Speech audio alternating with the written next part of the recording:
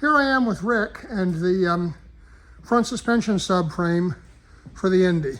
Yeah, and this is a unique piece. The It's Indy, upside down. The Indy versus the Ghibli and the Compson. This is a removable subframe. And when we removed it, we found that there was a lot of damage here from jacks. This was a welded on jacking plate that we smoothed out, cleaned up, and welded back on.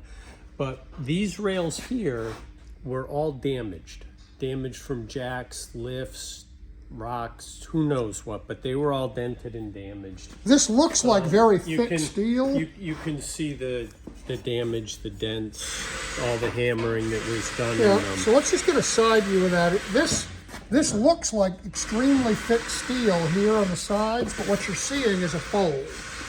It's heavy gauge sheet steel. It's not girder type steel. Look how it's all beat up. You can see all the damage.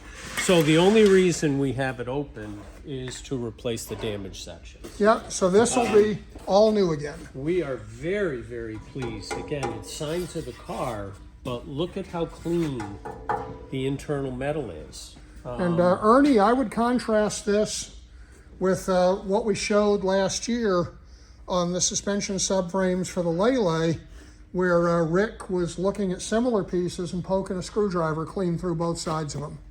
And this is all really, it's really rock solid. All we're repairing here is we're repairing where it's been beat up by people handling it roughly in garages. But it's not rusted and it's not wrecked. It's really good and solid stuff.